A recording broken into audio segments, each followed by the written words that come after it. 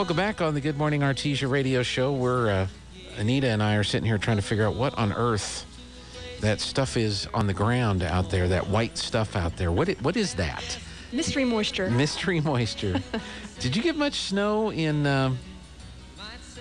Hobbs when you over in Hobbs? Was it snow much over there? Same as here. Same as here. How about it's just 80 miles? How about Germany?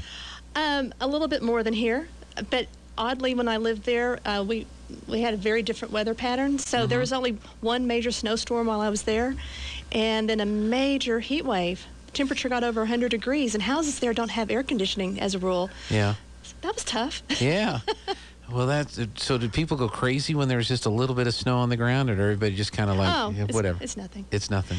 And you are expected to go out and clean your sidewalk immediately when it starts snowing to protect your neighbors. So everyone takes care of their sidewalks. So there's not a problem with slipping and sliding. Because people walk a lot there. Yeah. Not as much here. No. And, the other day I walked to the Ocotillo.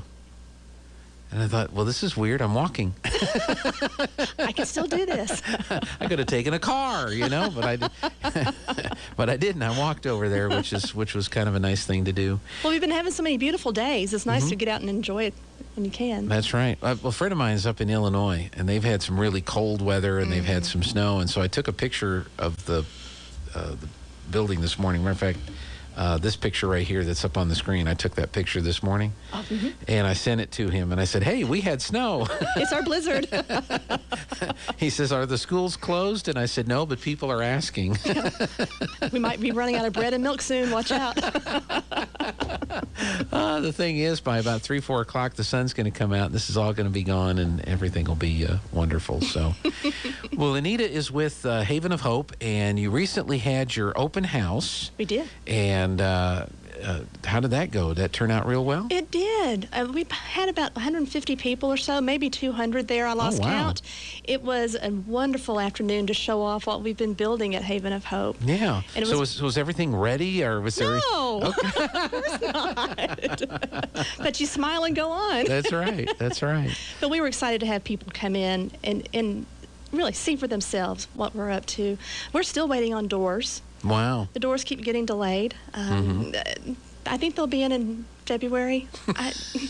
Just quit saying. Every time I'm here, it's another month or two. Oh, my goodness. We have been able to allow one family to move in, though. Oh, okay. Even though we don't have our permanent exterior doors, Scott Taylor, who is our building consultant, suggested that we just get the doors, foamed in, trimmed out temporarily, and allow this family who really needed a home live with us. Okay. And so we were able to do that, and they are getting settled in, and it's been a great thing for us to have our first family in, because they're our learning curve. It's been a really good thing. Okay. There's things because you have the plan, you have the book. That this is what's supposed to happen. We're going from theory to reality. That's right. And it's not been painful, but there's been some bumps. But there are places where we can learn. So that's good. And they're happy to be there with us too. Well, that's good. Now you have your the other lady that we met that works there, Rebecca. So she's living there on site, and so what is she getting ready to do with this family? What is her role going to be? Well, her role is managing the cottage. Okay. And so everything from making sure the lights are turned off and we're not wasting electricity and heat and all of that, to making sure the building is clean, to learning what this family's needs are so we can get them connected to community services. You name it, she's taking care of anything that's cottage related. Okay. And family development related. Because, our purpose with having Haven of Hope is to build strong families that are led by single mothers, right? And so how are we going to help build this strong family? We've got to be observant, not only knowing that people need financial management skills, but there's a plethora of other things that people are going to need. So she's keeping her eye and ear out for what those needs are. Okay. But so they've gotten to move in. So was it like moving trucks or a pickup truck full of stuff? No. Our rooms are quite modest in size. Yeah. So they basically bought their clothes, their personal hygiene items, and a few toys. Okay. And we actually have a box, a little toy box, and it's a welcome kit box is what it is. But any toys they bring, if they fit in that box, they can have that number of toys. Okay. So because we do need to contain the clutter. Yes, I understand. Right. So that's good. So they've moved in, and so this family is going to be living there for how long? Up to 2 years. Up to 2 years. Mm-hmm. Okay. And it's the family's decision how long they want to live there, but we're prepared for them to be there 18 to 24 months. Okay. Mm-hmm. And during this time period, what are they going to be experiencing? What is it that they're going to be learning while they're going through this experience? Well, for this particular family, I'm so proud of her, of Mom. She's already gotten a job. She had not worked since she started having children. Okay. And she lost her husband to COVID. And now suddenly she's got to learn to be the breadwinner. She's got to learn how to pay the bills, how to plan for the future. And so already, right by a week or so before she moved in, she found a job. Mm-hmm. She's so motivated. Okay. So that's step one. Then learning all those financial management skills. It takes us a lifetime to get that under control sometimes. Right. And here she is. I'm hoping that this is, it is always the first day of blah, blah, blah. The old saying about right. This is, what is it? The first day of the rest of your life. There you yes. go. So that's where she's sitting, is just jumping off into the future. Yeah. And so we're right there with her. She's a great mom. I don't believe she needs any parenting skills, but we can always learn little tricks as our kids grow. We grow as parents, right? Mm-hmm. So we'll be watching for that. Okay. She's interested in going to school and getting a degree so she can solidly support her family. Okay. We'll help her get connected to that. Well, that's pretty exciting because this thing is, you've been involved with this pretty much since the beginning. No, not really. I came in on June 1st of last year, Okay. and the building was already planned.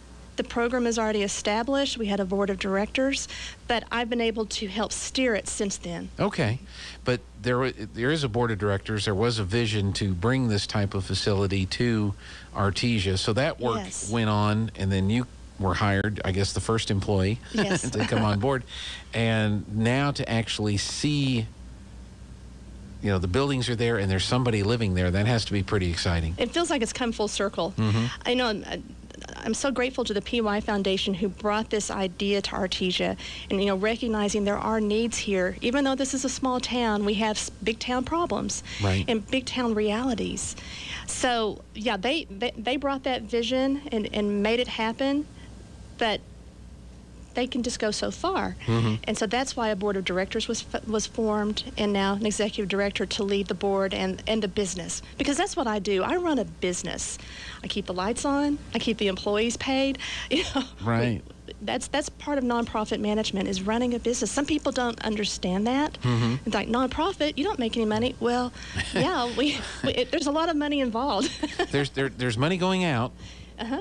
And there needs to be money coming in. And we need more coming in than going out, so we can out. have reserve funds. That's right. And that's another thing that people often don't understand about the nonprofit concept, Mm-hmm. that yes, we need to have money in the bank. Because if you're always operating with a zero budget balance, Right. one of these days you're going to falter. That rainy day fund needs to be healthy Yep. and vibrant. Yeah, because it will rain. Yes. Just like we did see snow today. Yes. There will be rain, and you never know what it's going to be. It's going to be a Right. refrigerator going out. It's going to be an HVAC system messing up. It's going to be a roof that all of a sudden now has a leak. Right. And we have a lot of roof. Yeah. So what's the future hold then? Now that you have your first family in, and as you said, this is kind of a learning experience to see if all the written down book learning stuff is actually applicable in the real life. Mm-hmm. When do you hope to have additional families come in, and is there a plan for future growth of the facility beyond what you already have? Right. So our initial plan is to have 2 more families move in within the month. Okay. And then I have so that would be a total of 3, Mm-hmm. and then a 4th family moving in after all the doors and security systems are put in place. Okay. And I still have room for 1 more family. So I'm anticipating having the building fully occupied by the end of February into the 1st of March. Oh, wow. That quick. Right. Yeah. And we already have people selected. but like I said, we still have one more room and one more family can be served. Okay. So we are taking applications. People can just go to our website and print off the application and get it to me. That website is www.havenofhopenm.com. Let's see if that actually works. No, I'm not saying your website doesn't work. I'm saying let's see. Well, there's one well, it's not the one in Rio Rancho. No, right? no, but you had to put NM, havenofhopenm.com. NM. There are many organizations called Haven of Hope. We have to distinguish ourselves with the NM. There you go. So it did come up on the old computer screen. And there is a Learn More button and a Apply Now button. You have to scroll through and look around. The application itself is not fillable online, so please print it. Okay. And then just get us the hard copy. Okay. So you can go to havenofhopenm.com to learn more about the program and the facility. You've got 3 more families picked or selected, and then you've room for one more. So you need some applications for that. And where are these doors? Darn supply chain. I know. It's just it's crazy. Well, I hope they come in real soon. Now, as far as expanding beyond this, once you get these families in and you get this part of the program going, is there any hope to maybe add more buildings, accommodate more families beyond that? Yes, we have quite a bit of hope about our expansion, and part of my job is to determine and evaluate which direction do we go. Do we build another cottage very similar to what we have now, or do we build duplexes for a next step program? And that would be for people who've been with us about a year. They're getting their finances under control, they're into a good solid job, they're saving money, because we do require them to save 30% of their income every month. So things are going good for these folks. Well, maybe they can earn their way into a duplex and have a much larger living space and more privacy. Get away from that community living.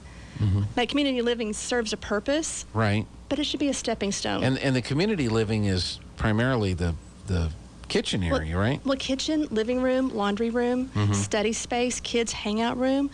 The bedroom, bathroom suite is their private space. Right. But the rest of it is community. Okay. So if you go in that direction, it'd be a little more privacy. They'd have a little more of their own areas. Oh, absolutely. Yeah, it would be their duplex, a full home. They would pay a little bit more to live there because I think that's only fair. Right. But it's something to work toward. And then what will happen then, let's say we have 2 duplexes, 4 families can move on into the Next Step program, and 4 new families can come into the cottage. Okay. So, like I said, we have 2 different directions we can go. Yeah. And we're evaluating. We have space for that. We have ample space. Okay. Right now we have approximately 5 acres that are fenced in our area that has been rated for multifamily living. Okay. So we're just sitting on go and observing the environment. Determining which way to go with that. Now, you mentioned the PY Foundation. Private donations, is this pretty much a privately funded private donation organization? 100% privately funded. And so I am seeking donations, people that are in support of helping our neighbors build strong families. I would love to talk to you about how you can contribute. Okay. So, and is there information on that on the website too? I believe there is. Yeah. If there's not, I'll be adding it soon.